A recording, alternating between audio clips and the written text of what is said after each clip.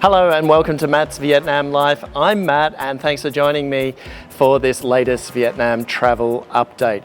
Ho Chi Minh City gets a new terminal, but not without a few hiccups. And down in the Mekong Delta, well, they're pushing forward with upgrades and extensions to existing airport infrastructure, which will surely provide just that little bit more anxiety for Thailand Tourism Department officials to have a think about.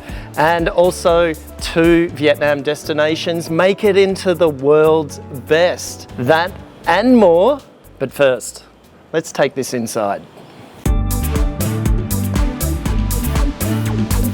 Vietnam Airlines is moving its remaining domestic flights to Terminal 3 at Tan Son Nhat International Airport, Ho Chi Minh City's major airport, according to VN Express. The move will begin this Saturday after a successful 20-day trial at the newly opened terminal. Opened officially last April, the $430 million upgrade to the airport has been designed to handle up to 20 million passengers per year and accommodate 7,000 passengers during peak times. The state-of-the-art facility spans over 112,000 square metres with 90 check-in counters, 20 self-service baggage drop counters and 42 automated check-in kiosks. This comes as airport authorities recover from the embarrassment last week when rainwater from a heavy downpour leaked through gaps in the glass roof of the new terminal, causing flooding in the passenger waiting area. A representative of the terminal construction management team, who wished to remain anonymous, was quick to downplay speculation about the building's integrity, citing that prior to the storm hitting, Ho Chi Minh City had experienced a prolonged heat wave, which combined with the sudden storm, impacted on the sealant's integrity that fixes the glass roof to the structure. On the upside, the new terminal is now Vietnam's largest domestic terminal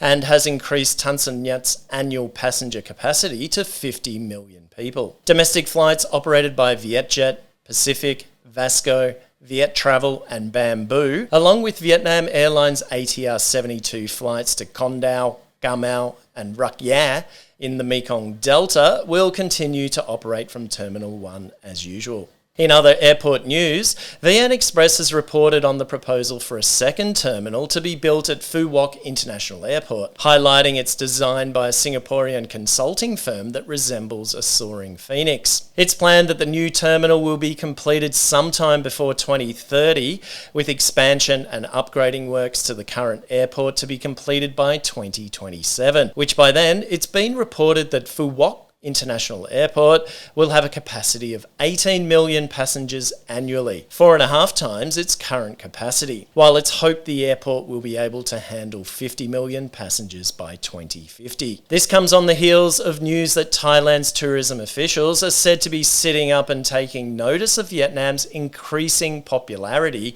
as a tourist destination. According to Vietnam Plus, Thailand recorded 2.7 million tourist arrivals in March this year, down 20% from 2019, while Vietnam reported 2 million tourist arrivals in the same month, up 40% from 2019. Vietnam has set a goal for 23 million foreign arrivals by year's end, while Thailand has lowered its foreign arrivals forecast from 38.5 million to 36.5 million.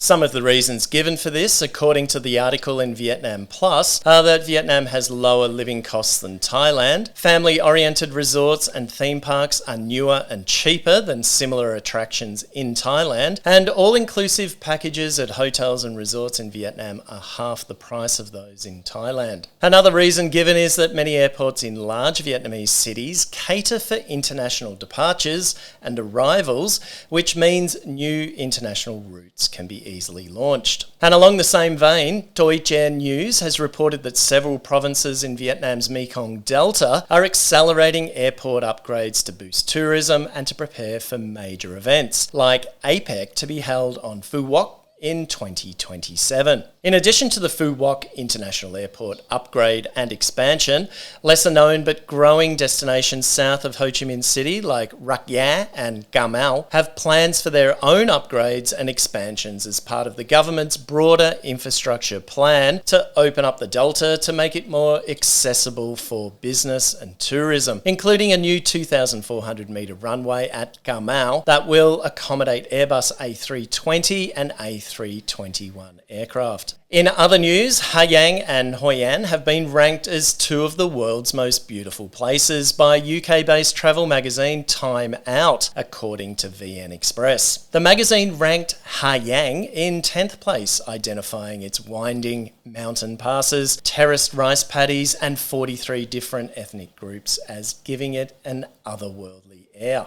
Time Out also described life in Hoi An in central Vietnam as moving like molasses, slow and sweet. Now, I've got to say, I've heard the town described as many things, but this is a new one. Perhaps they meant sticky like molasses, given how hot it is up there at this time of the year.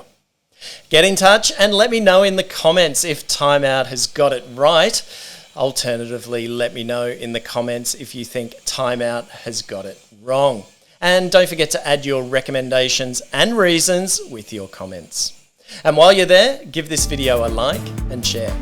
And shifting focus to social media now, where in the Backpackers Vietnam Facebook group this week, an anonymous member posted this. Anon says they don't want to offend anyone, but they're having second thoughts about their original plan of flying into Hanoi on a one-way ticket for a month or two, getting around by bus and train. The anonymous poster says that after joining groups like Backpackers Vietnam, they're having second thoughts based on what they've read in these groups because every place seems so full of tourism and they don't just want to be another tourist in one of hundreds of boats in the Mekong Delta or be in a conga line of bicycles up in Sapa. So their question is Vietnam really so full of tourists, and can you get a quiet moment somewhere interacting with locals and not other foreigners? It's a good question, given that this video's lead stories are about attracting more tourists.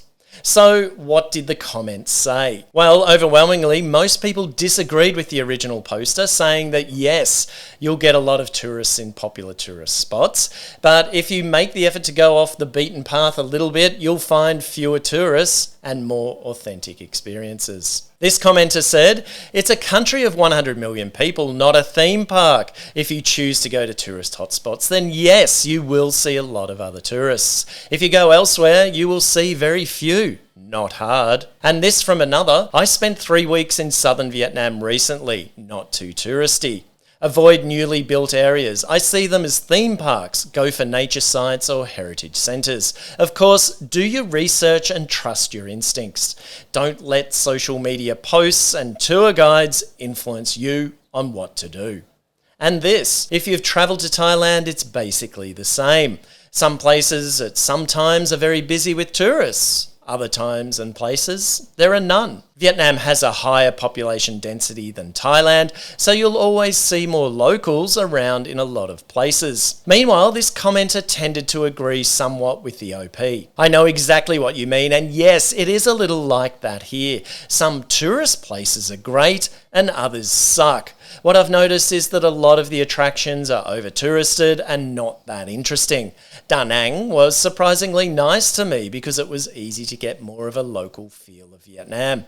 But I will skip places like Ha Long and maybe even Sapa because of over-tourism and population." Now, let me know in the comments if you agree or disagree that Vietnam is suffering from over-tourism and that it's difficult to experience the real Vietnam.